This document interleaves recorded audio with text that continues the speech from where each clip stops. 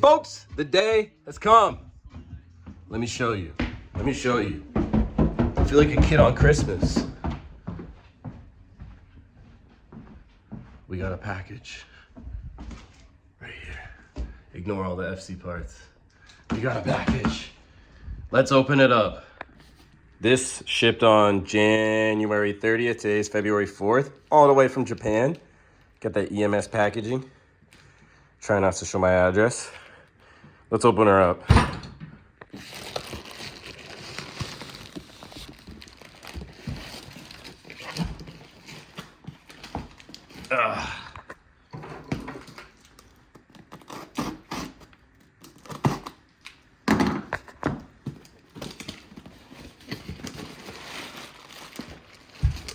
It's a poor box, bro.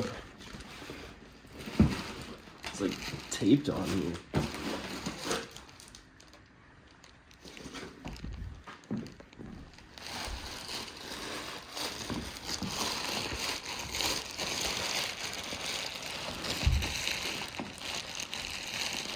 Smells like Japan.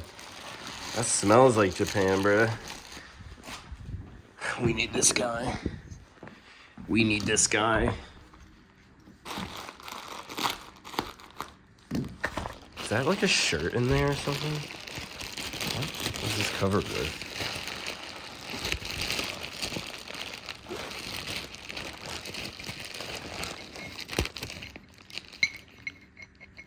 Interesting. I hope it's not damaged. Yes. Yes. Yes. Yes. That is oily. I got very lucky that they even shipped this out. That is so oily. Well, Mazdaspeed two-way differential, folks. If you can see, this is a holy grail diff right here, two-way type diff. And I gotta tell you why this is so special. So let's get informational. About the late 90s, Mazda decided to add this as a parts catalog item known as the Mazdaspeed two-way differential. I've spent a ton of time going through a bunch of different archives to find information about this diff. Mazda also gave what was known as an optional diff, where you can customize it and make it a one-way, 1.5-way, or two-way diff. This was introduced in about, I would say about 2001 or 2002, and it was a catalog item. Catalog items, particularly from the Mazdaspeed catalog, are incredibly difficult to find and sometimes super rare, and many of them, you can't even find the part numbers. I have done my part, and I've been collecting a ton of different Mazdaspeed catalog items and things from that era. If you guys are curious, I'll put some more stuff on the description. I'm gonna be putting it on my personal website where I put all sorts of archives, code, all sorts of things that I love. Those are just my favorite things. If you guys see with the images I display on the screen, it has a ton of information about Mazdaspeed parts and things like that. Somebody once said about in 2009 from an RX7 club post that it was pretty much the same as a cause two-way LSD.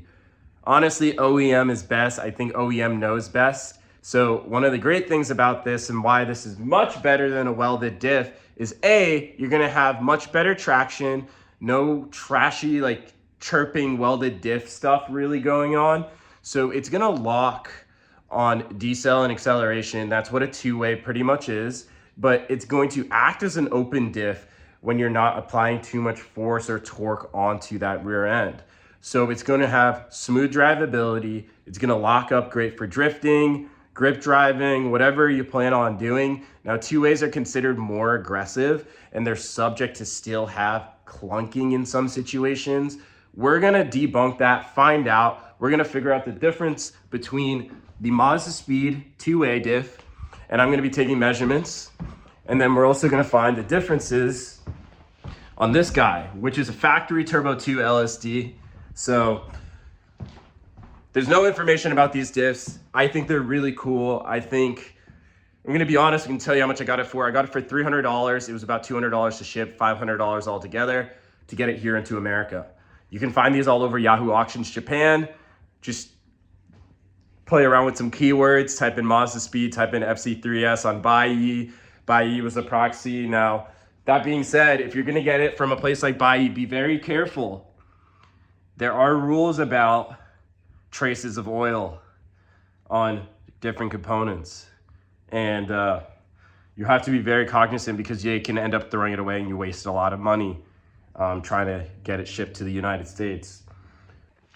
So the thing that I have to mention is like what's compatible, what works. There's no information about that. Now, Mazda had 2 different casings for their differentials, whether you're doing this for an RX7, a Miata, or an RX8. So for starters, there's the big casing and the small casing.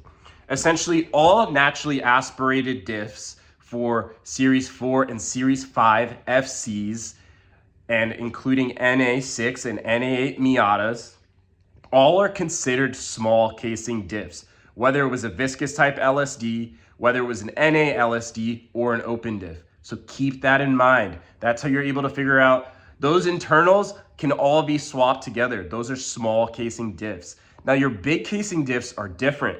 Your big casing diffs were on Turbo 2 model FCRX7s between Series 4 and Series 5. And then you also had your big casing diff on the FD RX7 alongside with the RX8. All of those diff centers, like this, are interchangeable. Now, what really matters is what axles do you plan on running? You have to be very, very cognizant of this. Now, if you're running an NA setup, don't worry, your not axles, but stub shafts to be exact. Your stub shafts will work absolutely fine on those small casings as all the stub shafts are pretty much the same. This also doesn't really matter. If your car had a clutch type LSD, you don't have to worry about your axles. But if you had a viscous type LSD, you have to be very careful, as the viscous type LSD stub shafts won't work on these clutch type LSDs. They have one side that's smaller and the other side that's taller, and there's a whole chart and I'll insert an image from Mazda Tricks talking about the different stub shafts that are available. But essentially, that's just to simplify it. That's the information that I'm going to provide there. I'm going to provide all the different part numbers and everything as far as the Mazdaspeed diff number, diff part number, alongside with different differential options such as Kaz, Cusco, Tome, ATS, bunch of different diff companies available. That being said, I'm rambling a ton. I thought this information is going to be very useful. We're going to dive into this diff. We're going to open it up. We're going to figure out what makes this diff unique. We're going to look at the insides, inspect it, and see if we have to replace any components. And I'll try to educate you guys. I've learned a ton about LSDs in the past few months and learning how to rebuild them and learning what parts are needed and everything essential to make this car exactly what I want it to be. I think this is crucial information. Someone hasn't done it. I'm going to be the one to do it. I am not a mechanic. I'm a hobbyist. I'm an enthusiast. I really find this stuff so interesting. And I think it's a freaking blessing to have a component like this. And then we're going to see if really the Turbo 2 diff and the Mazdaspeed diff are all that different. Maybe it's just the clutch discs that are slightly different. Maybe it's pretty much a cause diff. So we're going to take measurements and figure that out too. This diff doesn't have a ring gear on it. We're going to be using the ring gear from my diff, but let me show you it. So as you can see, you got your clutches in here, which is pretty cool. And there are 4 Phillips that you might want to use an impact, oh Lord, that you might want to use an impact screwdriver to open up the diff housing with. So I'm gonna figure that out. I'll be back. So we're already making a mess here. I have an impact Phillips head here, and we were able to get one out, but the other 2 are stripping, meaning I probably just have to drill them out, which sucks, but it is what it is. Let me make sure I have a drill and all of that. All right, so drilled a ton of these out. As you can see, these guys are kind of drilled out. And we got this last one here. Use a magnet, see if it comes out. That. Those 4 bolts hold the entire diff center. As you can see, it's already separating. Let's see if we can prop you guys up. So we got our diff center. We got a bunch of metal shavings. I'm gonna try and clean that up. Why am I taking off my gloves? Now, the bolts are separated. Do your best to clamp it because I don't want it to break apart. I don't want the pieces of it to come out.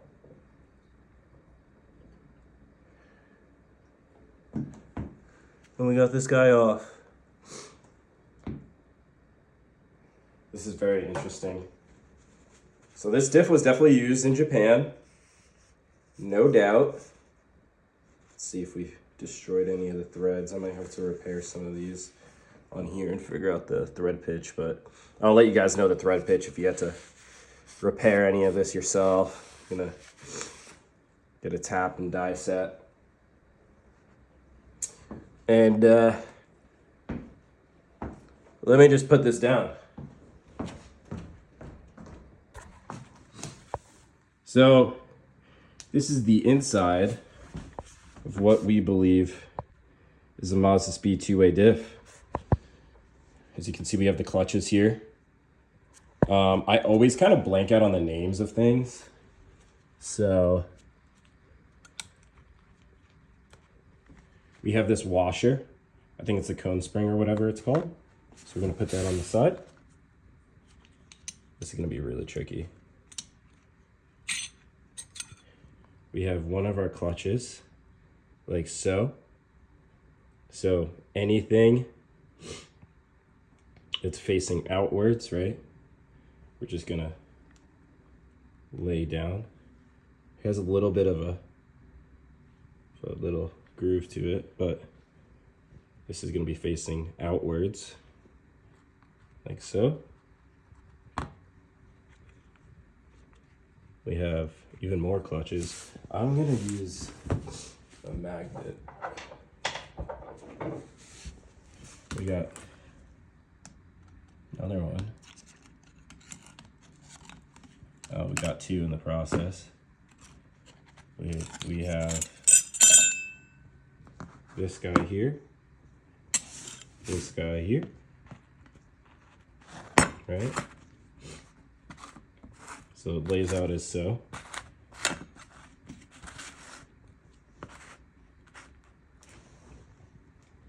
So anything facing the bottom outwards, right, comes up here. Let's continue to inspect. Ooh. Ooh.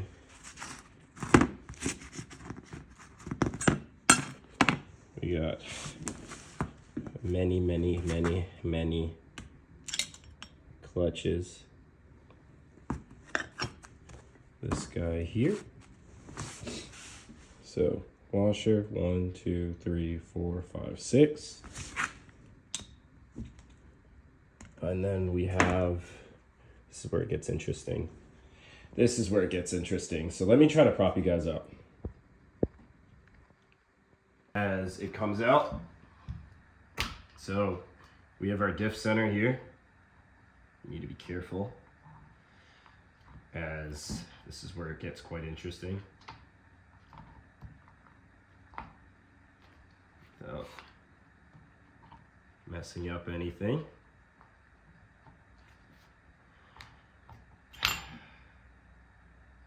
All right. So this is, these 2 pieces right here are part of the center ring. So goes as following. I mean, it's pretty common sense how this goes, but I'm gonna put that down. We're gonna place this out. Then, over here in the diff, we're gonna start to be very, very careful as these are bound to fall out, and they already are. So this is the center. This pretty much pushes all the power from your drive shaft directly to the diff to control everything, like so. So what we're gonna do, we're gonna put that in the center. And then now we're gonna start to work a little bit in reverse. We have another ring, like this. And we're gonna place this down. And it's pretty much the same on the other side. So we're gonna carefully pull these out and just be really careful. Keep note of the orientation for everything. I might just let it slide, but I don't want it. I don't want to do that. I really don't want to do that.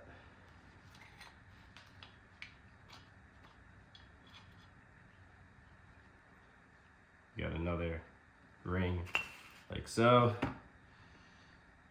And just gonna pull out all the clutches, put them all in their respective places and display it for you. So.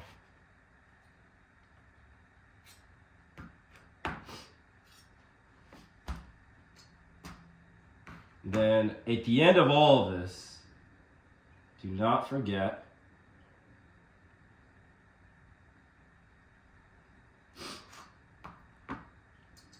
that there's a little ring in here. I'm gonna use a magnet to try to get it. Magnets help quite a bit.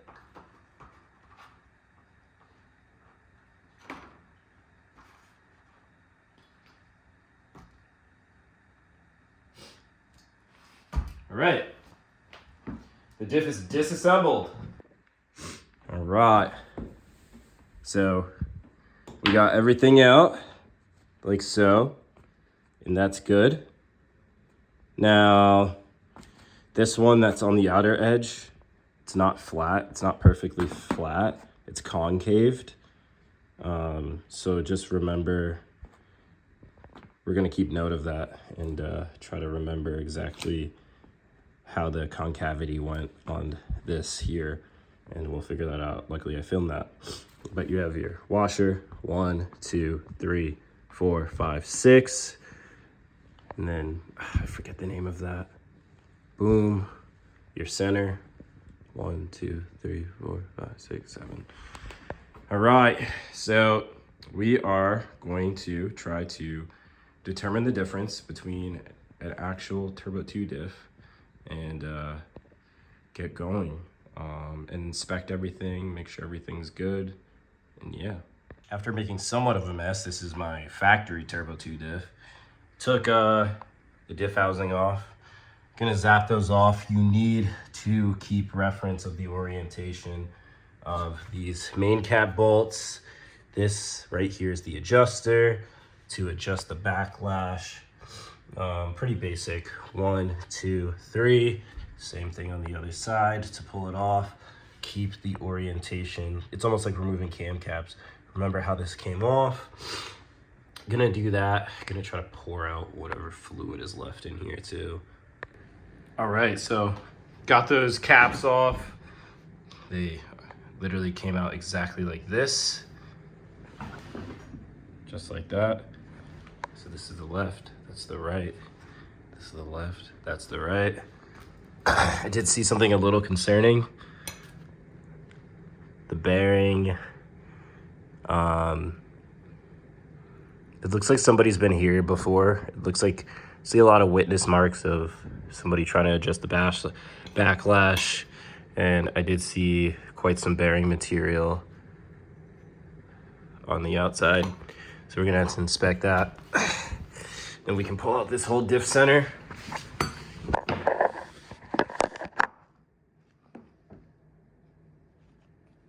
This whole house smells like freaking 7590. I'm not particularly a fan at all. There we go. We got our Turbo 2 unit out. And then we got our housing.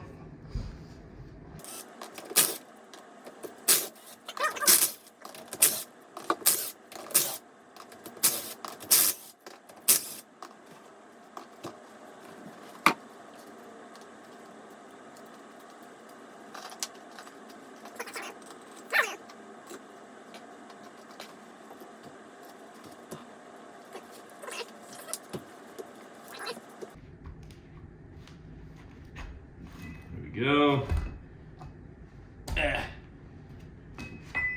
Ring gear off. That's sick. Gonna inspect that too. See how freaking, see the beats that thing got. I don't see any witness marks. Nobody. This diff is completely unopened. So that's good news, and it already looks slightly different just looking at the clutch plates, so we can actually determine the differences here. This is good. This is good.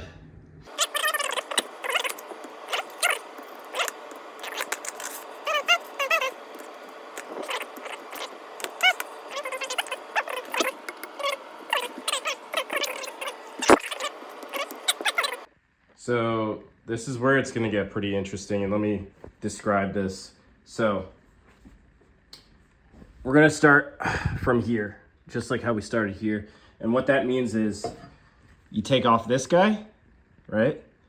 And there should be usually a washer here, but I don't seem to see it. I think somebody was here down in this diff and was negligent. It's hard to tell. I'm gonna do some more research. But you take that off. You got one guy here, one guy here, one guy here, one guy here. Notice it alternates, right? And then dune, dune, dune, dune, dune, dune. Very simple, very alternate. It's an alternating pattern. 1, 2, 3, 4, 5, 6. 6. 1, 2, 3, 4, 5, 6. 6 total plates. So 6 total clutches. Then this is where it gets interesting. This is pretty much identical. So you have the gear in this guy, simple. This piece is different.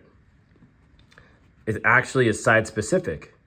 So what happens is, without try to, it's all gonna fall apart. There's a flat side, a regular flat side. That side connects to that guy, right? But then the other side, right, going to the rest of the clutches, so this guy pretty much faces down like this. Hopefully that makes sense. But then the side on this end is different. The side on this end has this little washer. It's 2 washers, so a washer here, a washer there. And then if you notice, it has like a little indent. So it has a key in it. Essentially, that's the word. Another thing too is it's concaved. So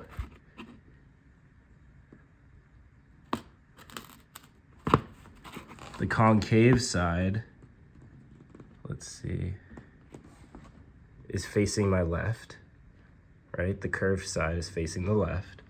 And then right now it's curved, so it's outwards. So essentially it makes like a little moon, right? And then on this side, right, you got your guy here, goes in there, and you have your clutches. Very, very interesting design. This wasn't present on the 2-way. I'm gonna inspect it, I'm gonna draw it out, and let you guys know what's up. All right, folks, let's inspect the differences between these diffs. To our right, we do have a factory USDM Turbo 2 Series 4 clutch type LSD. To our left, we have our Mazdaspeed 2A. And the way I'm gonna do this is we're gonna talk about the casings. The casings are pretty much identical, but one of the indicators on the Mazdaspeed is that it's secured by 4 bolts, or 4, Phillips heads, while this one right here, the casing for the factory Turbo 2 one, is secured by only 3. Another thing to note is, let's say we take off the lid, right? So this is the lid right here from that diff housing. The first thing we're introduced with here on the factory Turbo 2 differential is this single clutch plate. When we open up the two-way diff, we have these washers right here, right? So we have this washer, no washer, washer. Then another thing to note is this guy right here. This guy, the curved side, so it's curved, it's not flat, that faces outwards. So that's facing right now, it's facing, the lid is right here, it's facing towards that lid, right? So it's concaved. Here we're introduced with this flat piece, right? And these are all flat. So 1, 2, 3, the same, right? And then 1, 2, 3, the same. Over here we have this arrangement right here. As you can see, these clutch types are different. Or at least that arrangement is slightly different, right? So you have that, you have that. Here's where it gets pretty interesting between the two. The two-way is quite simple. It looks to be that this, I always forget, pretty much holds the spider gears together, right? From the looks of it, this is the same. This is the same, right? On both the driver and passenger side, right? But the spider gear is significantly different between the two. So the factory Turbo 2 has a couple things going on. You have 2 lids. One goes like this. So this attaches to, it might be the driver's side or the passenger side, I'm forgetting. But you just have that guy, pops on there. Then you have these 2 washers. They're concaved, right?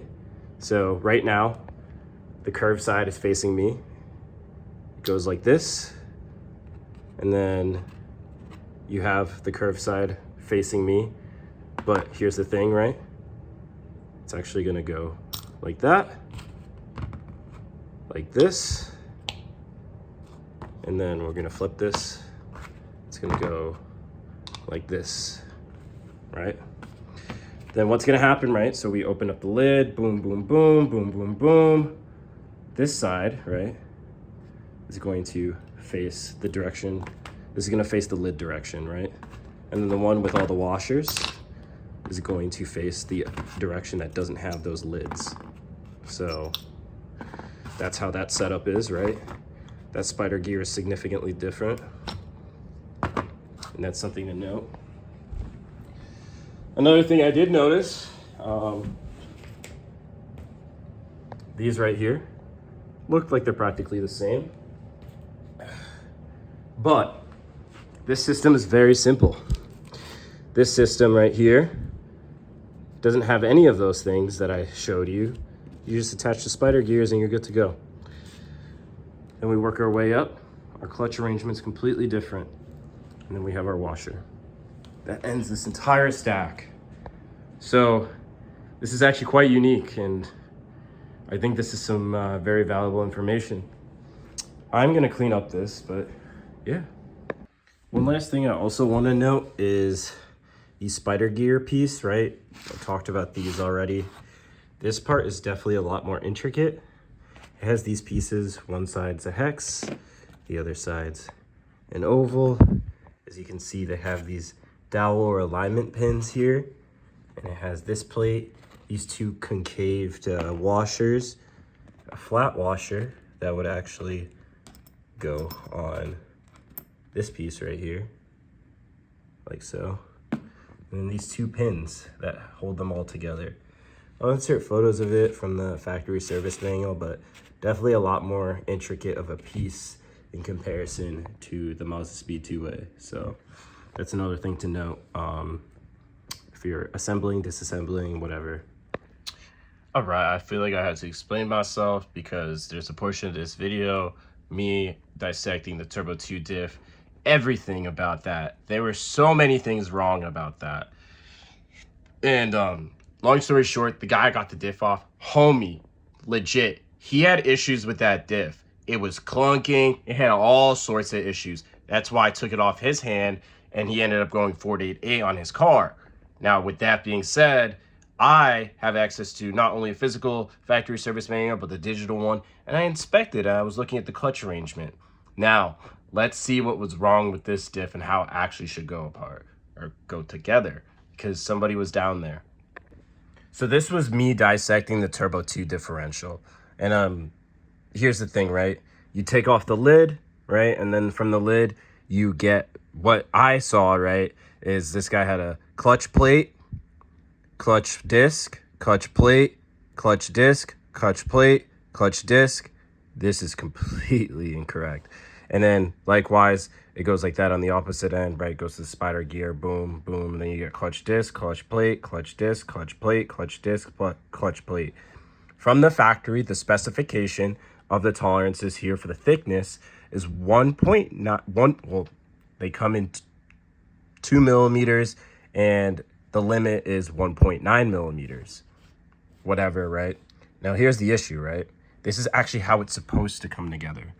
What was missing, and I remember I said, why is there no washer in here? This is a thrust. You open up the lid, you get a thrust washer, and then these three right here, these are known as conical springs. And the conical springs are curved, and they're facing this way, right? So there's 3 conical springs, and then you get a 2 clutch disc, and there's only 1 clutch plate per side, meaning that you would need a total of 6 conical springs from the factory, 2 thrust washers. You would need 4 total clutch discs, and then 2 total clutch plates. As you saw, that is not what this was. So that being said, right, that's the major difference. And then that's a non-turbo model, but this is a turbo model, right? That's how the LSD comes apart. Now, time to show you my other discovery. What I did, and this is like a little Discord channel of me just documenting stuff, is I took the measurements, right? So this thrust washer was 1.4 millimeters, and I'll put the dimensions of what, I can't find the part number for that thrust washer for the life of me. And then you have your conical spring, and unlike the Turbo 2, the conical spring on the Mazdaspeed two-way, the curved side is facing the lid, right? And then it's the opposite direction, right? So the orientation is different from the Turbo 2. Then you have a clutch disc, clutch plate, clutch disc, clutch plate, and then a clutch disc. All of these, as you can see, have a thickness of around 1.7 to 1.75 millimeters. There was this one that was 1.8, but whatever. From the factory, on the RX7s, they range from 2 to 1.9 millimeters, meaning with this Mazdaspeed two-way diff, the clutch plates or the friction plates or whatever are thinner. And I'm like, that's so weird, right? And likewise, the same thing when we took measurements down here. That also being said, we also discovered the spider gear was different. And I don't know if I mentioned, but these two are different here, right? So somewhat of a different diff. So I started doing research, and I'm like, this looks very similar to an old school Nismo two-way or a TRD two-way diff, right? Like the factory doesn't have washers that look like this, right? Or these thrust washers. So started doing some research. Here's what I found. If you wanted to replace these differential components, what you can do is you can actually buy Nismo R200 diff parts. Now, the reason why I say R200, not R180 or R160, what denotes the actual differential size is the ring gear size. So on the Mazdaspeed 2A, or just all turbo differentials, right? As I said, there's a difference between Miata diffs and NA RX7 diffs, and then you have your turbo diffs. Miata and NA RX7s are the small casings, meaning 180 millimeter ring. The ring gear is 180 millimeters, which essentially is like an equivalent to a Nissan R180 or Subaru R180 diff, right? Then you have your turbo guy, right? That for the RX7. So you get it on the RX8, the FD RX7, and the turbo RX7s. That's like the R200, right? Bigger ring gear, which is 8 inches, being 200 millimeters in size. So that being said, not to bore you to death, these Mazdaspeed 2-ways are practically like TRD or Nismo 2-way differentials. Very, very, very similar in how they're designed. And that had me thinking. I'm like, there's no way. That means these clutch plates probably fit in, right? Well, I'll put the part numbers on the screen. I can't find the part number for the thrust washer, but that means that you can rebuild these diffs with Nissan Nismo part numbers right here. They pretty much inherit the same thickness of the friction plates. So they come as 1.75 millimeters in thickness for the friction plates. And that's a way to get it to lock up. Now, that being said, we're actually not going to mess around with any of that. Looking at it, I assume that this diff is in spec.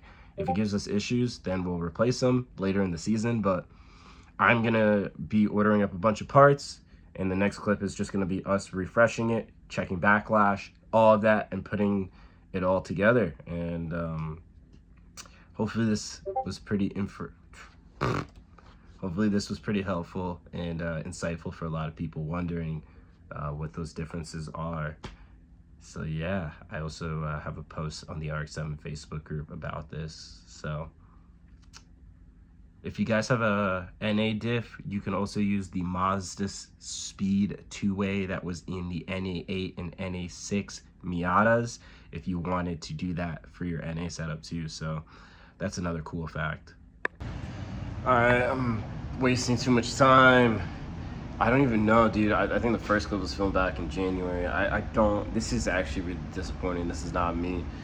I'm gonna start putting the diff back together, and I just wanna get this all wrapped up. I'm not gonna film every part of the process because it's everything in reverse. I'm just cleaning everything and stacking the plates how they once were stacked. And what I am going to do is I'm gonna use a little trick. I'm gonna use grease for reassembly. So I'm gonna lightly place that grease on the edges like so. I want you guys to be able to see every part of this process. That way this washer doesn't spin on us, most importantly. So that's kind of our goal. So I am quickly gonna grease up one side of this and be right back. All right, so we are back. So I pretty much greased up one of these sides here, and I am going to place that washer inside the diff housing and just try to position it like so. So as you can see, we have it positioned just like that. So now that we have our diff, sorry about that. Now we have it positioned, there is a cone spring. This cone spring has a side with the two black marks. And as you can see, it kind of curves up. So I'll insert a picture of a diagram to kind of show you. But in this situation that we're in, we want it facing downwards. So we don't have those two black marks here. So we're gonna have it facing downwards like so. So I'm gonna place it in carefully, like so. And then now we have our cone spring installed. This is where it starts to get a little tricky, so listen to me carefully.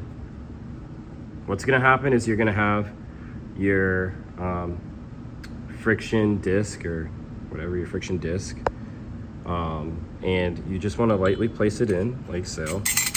Try to center it as best as you can, and the reason why will be evident very soon. So we want to try to center it as best as we can, and then what we're going to do is we're going to take our friction plate and throw it in, but please don't slam it. So I'm doing this all with one hand, and maybe I'll be able to film this whole thing with one hand. So just lightly place it and try to make sure they're as centered as you can get it, just like so.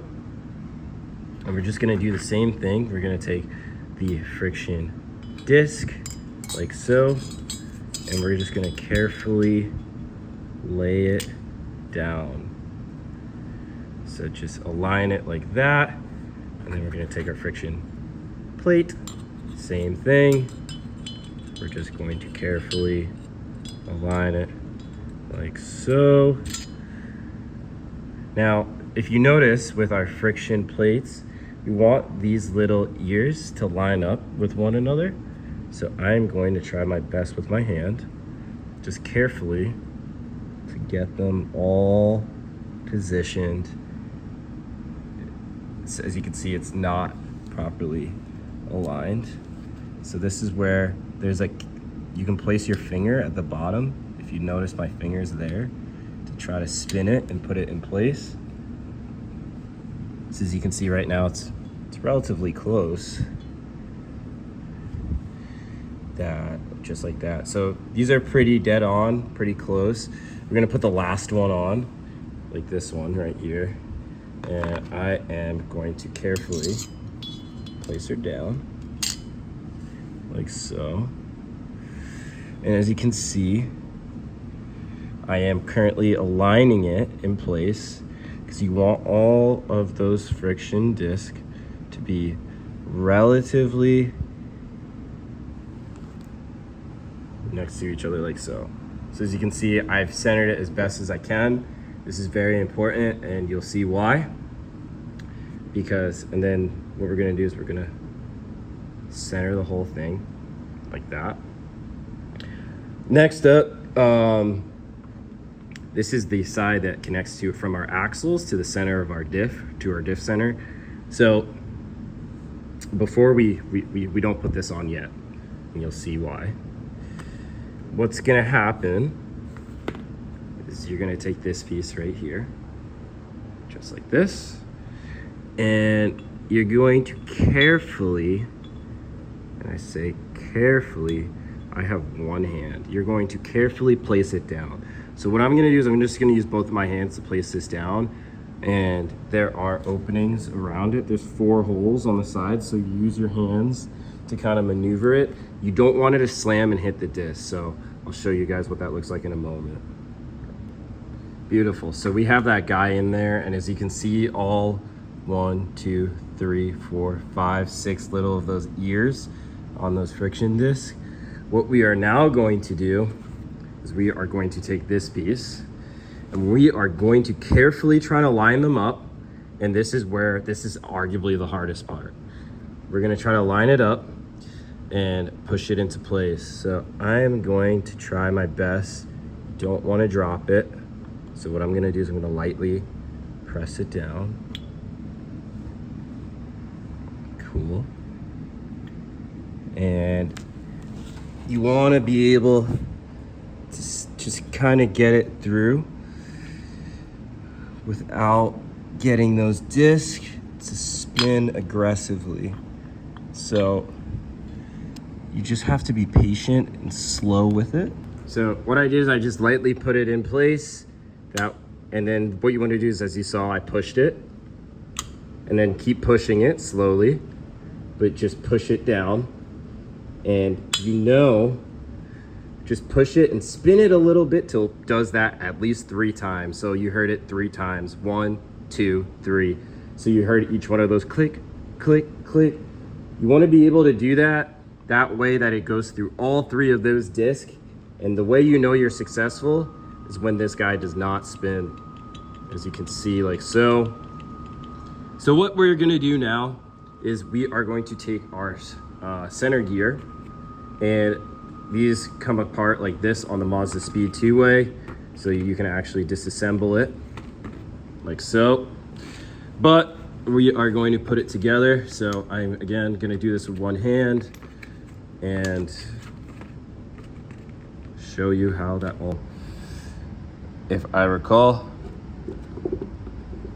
the flat side, the round side faces outwards. And it's funny that I caught this issue. So that's ridiculous. So yeah, just make sure you put this in the right direction. Looks like that was our issue. And we'll know, that's why I had such a hard time putting it in.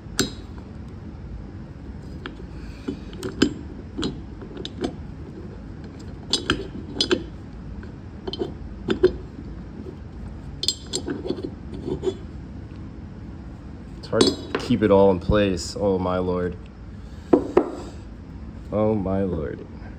So just give me a moment here. Stand by. So now that you guys learned that I'm an idiot, but just to learn, people make mistakes. Just remember the flat side faces inwards. So it's gonna look something like this.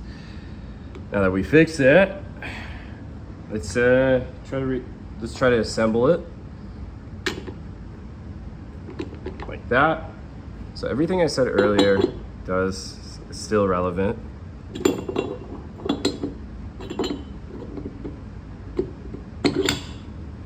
Boom. And this is where we have fun. So, boom.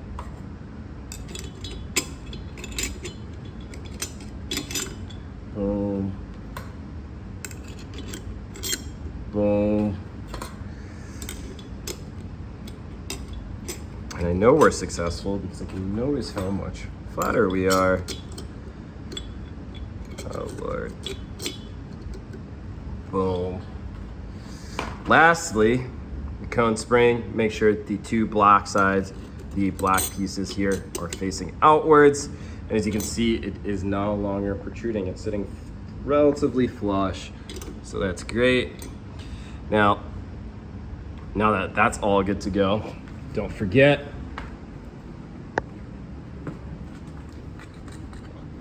about your washer. As I mentioned earlier, probably want to place grease on that washer to make sure it's all good to go. And there are 4 screws that hold the diff casing together. Anyways, that's how you assemble a Mazdaspeed two-way. Let me throw that all together. Don't forget about the grease to help so you don't lose that washer, it doesn't get dislodged. And yeah, we're gonna wrap that up. Also, don't forget, if you have a genuine Mazdaspeed two-way, you're gonna have 2 notches like so to line up the lid and the casing, and then you're just gonna have 4 screws. I had to buy whole new screws because I had to drill them out because they're stuck. Just make sure to tighten them down evenly, as there's 4 corners. So 1, 2, 3, 4. So start loosely and just kind of tighten them evenly so you don't have any issues. No need to over tighten it either. So I'm gonna do that, and we are going to put it in the diff casing and check backlash. We'll put on the ring gear and then check backlash. So I'll show you guys the whole process. So I do have the OEM bolts all loosely placed so the ring gear does not fall out. And then we're going to apply it with Loctite and then torque it down to spec. And again, put it in the diff housing. We got the diff inside the diff casing. Right now, there's a ton of end play, as you can hear. I torqued down all of these ring gear bolts inside the diff in a crisscross pattern of 55 foot-pounds and used blue Loctite. It was kind of annoying to do without having a vise, so I just did it in here. So I have it all loosely in, and now I need to adjust the preload on these bearings here to set our end play so we don't have an excessive amount of end play. There's a bunch of videos on this. I'll maybe try to show you guys how to do this, but essentially this guy just spins. I can't do, I just did it by hand, but yeah, you can take like a flathead or something and spin it and get the end play to be where it needs to be. So I'm gonna try to prop this up. I need to torque these guys down too. Have not done that. So I'm gonna struggle some more. And all right, I cut this piece of aluminum I found sitting around, and you'll see exactly why. In order for us to adjust the differential backlash.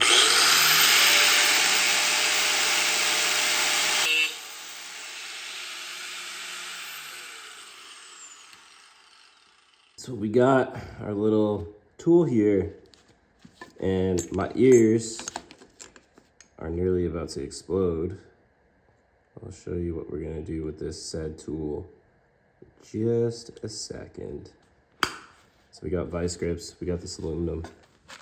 So on the diff, there are these splines here, like so. Now I'm gonna use this piece of metal to adjust the differential backlash. So I'm gonna try to tighten it enough, see where I can get it with one hand. Hopefully I don't suffer, and we'll see, we'll go from there.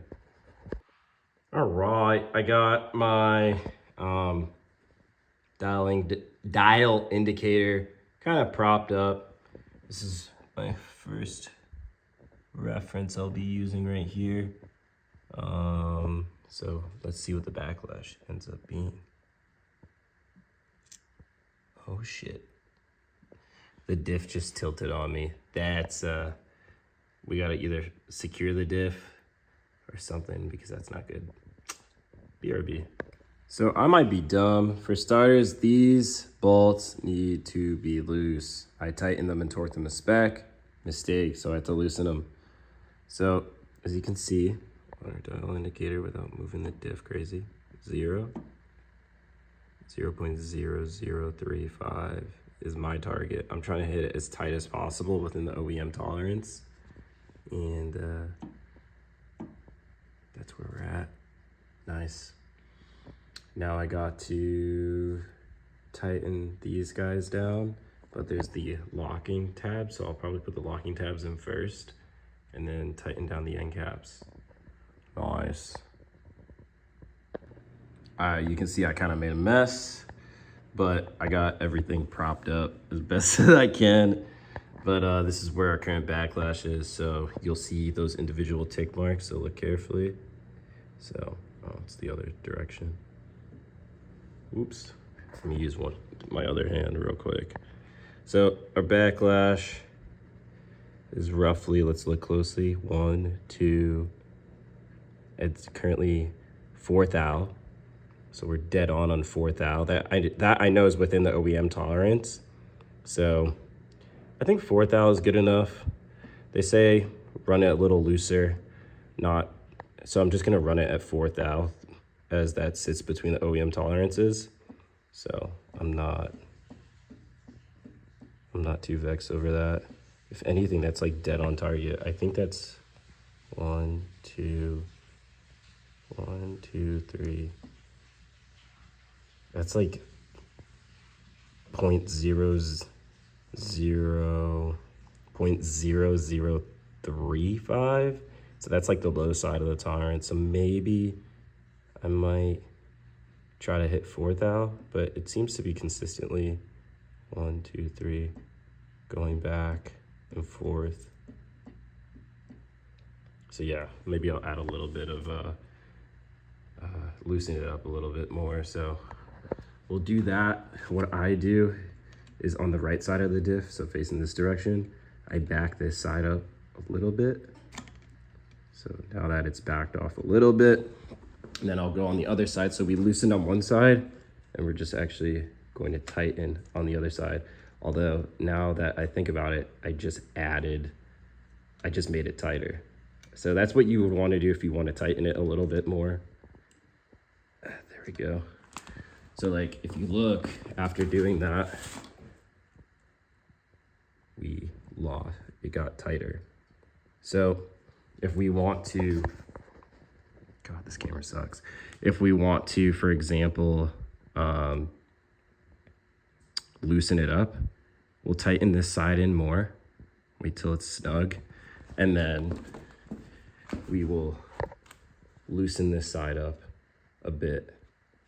So as we loosen it, so now I've loosened it a bit. Now you want to go back to the other side because you'll feel some resistance. So if you have resistance, right?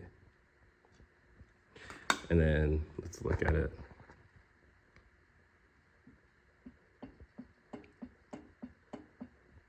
Oh wait, I might have to reconfigure this.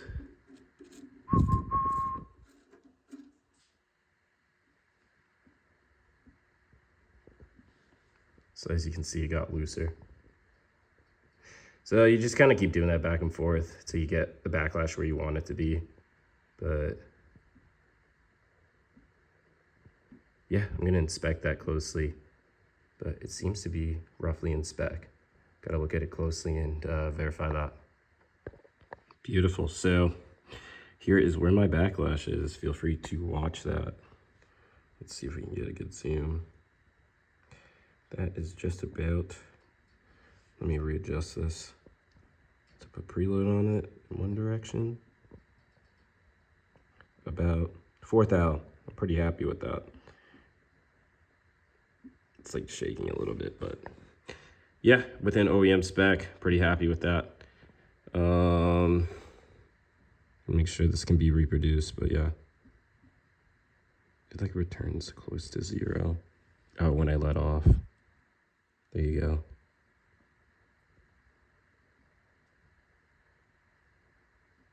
Yeah, cool. Cool. So now that we have the backlash set within OEM tolerance, we can actually reseal this guy. Just to give you an overview of what that's supposed to sound like as I spin it. You'll hear the backlash a little bit, but I'll insert a before of what it shouldn't sound like. There we are. Now I have to wire wheel this stuff again and waste RTV. I'm pretty sad about that.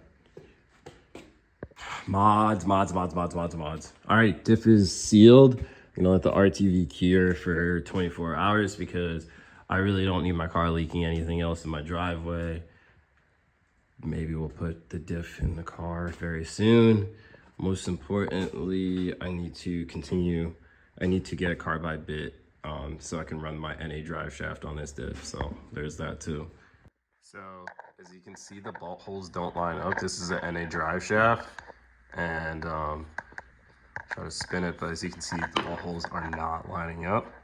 So we're going to find a new position for it, mark it, and drill it out. So I drilled the holes here, 1, 2, 3, 4. Now, one of the big issues is there's a flange. There's a lip here at the bottom. You can actually see from my drill mark. And I'm probably gonna have to take a carbide bit and kind of, you know, go through that. But once I modify that, it should be good. So, oh my God, this camera sucks. But yeah. Almost there.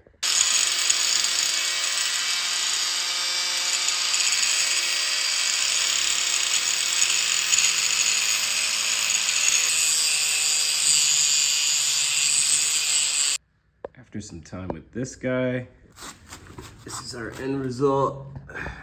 It's gonna be kind of tough to see, but I grinded it all down so that the bolt or the washer can sit flat, or the nut. It's really tough to see, but as you can see, it's the result of grinding it down. So there's that lip is no longer there. And that way, now we can fit, oh Lord, we can fit a bolt in here.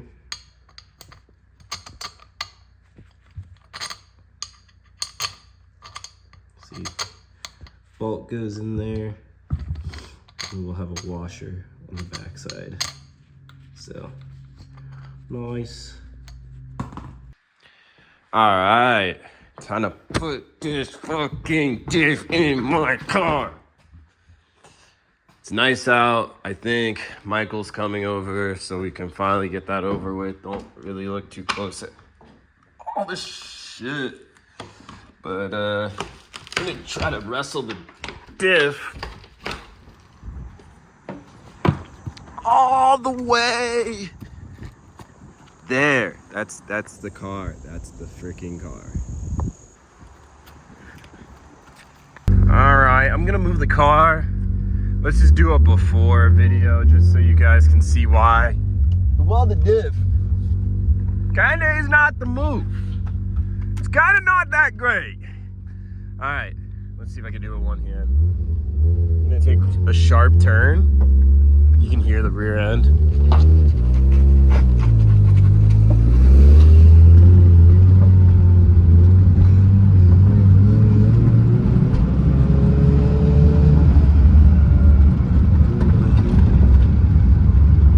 So on and off throttle, you see it's super jolty, like that's not even the tune, that's actually the diff. And I know the two-way unloads much, much better. And I feel like that alone, especially if you're gonna drive with a welded diff in traffic, that's literally no fun.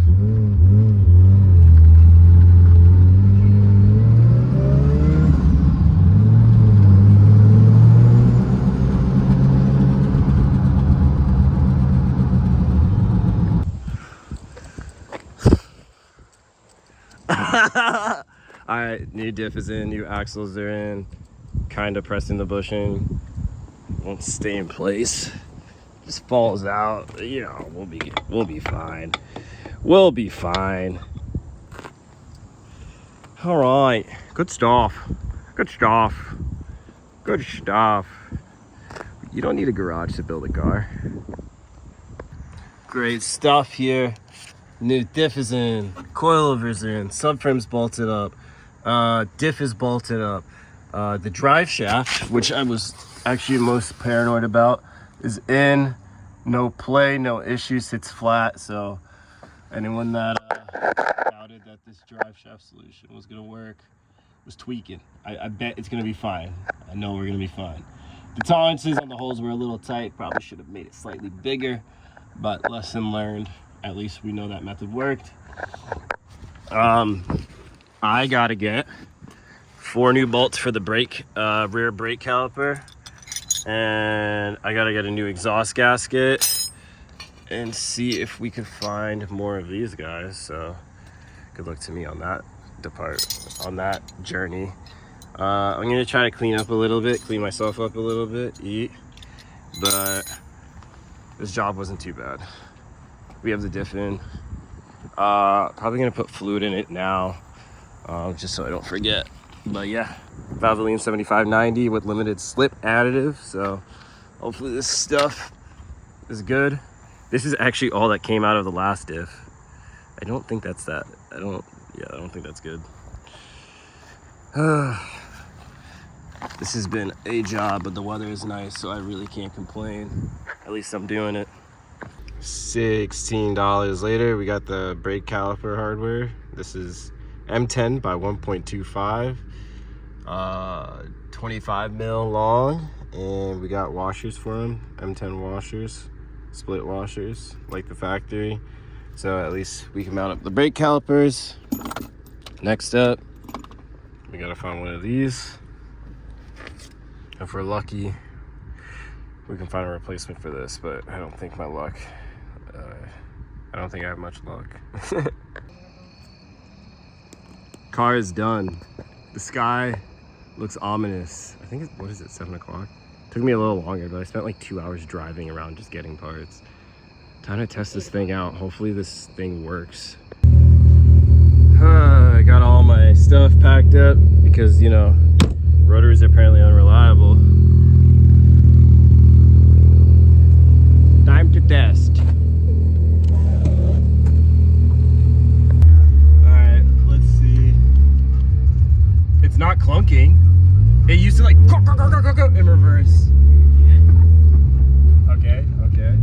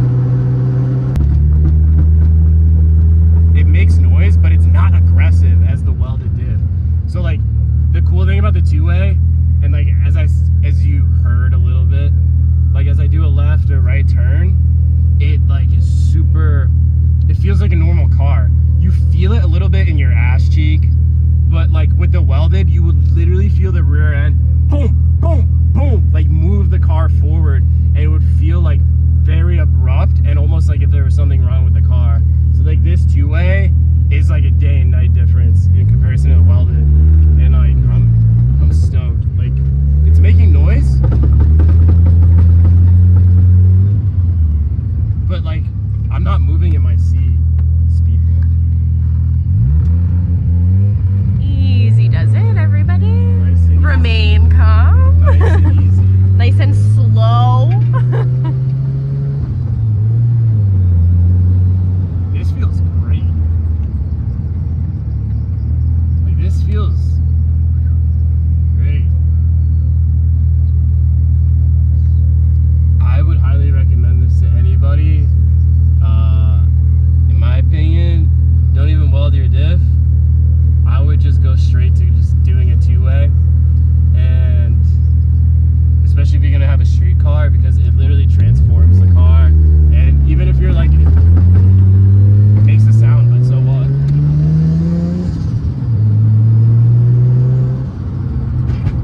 It feels great. It literally feels great. Like,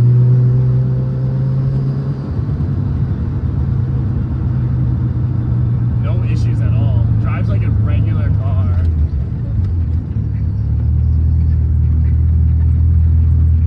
And that's all, like with my foot on the clutch, it doesn't make the noise. So like, mind you, like when I had it making noise, I didn't have my foot like on the clutch and the clutch disengaged. So like you can do that to mitigate the noise, but the noise and the clunking, or this quote unquote clunking, it's really just sounds to me. It's not like making the car do anything. It's not a problem at all.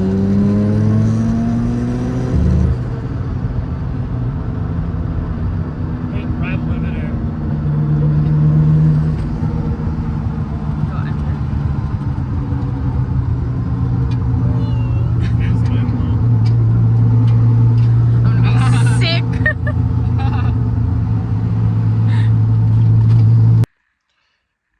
I don't know how to like end the outro on this video, but first of all, if you guys made it this far into the video, thank you for watching. I really appreciate it.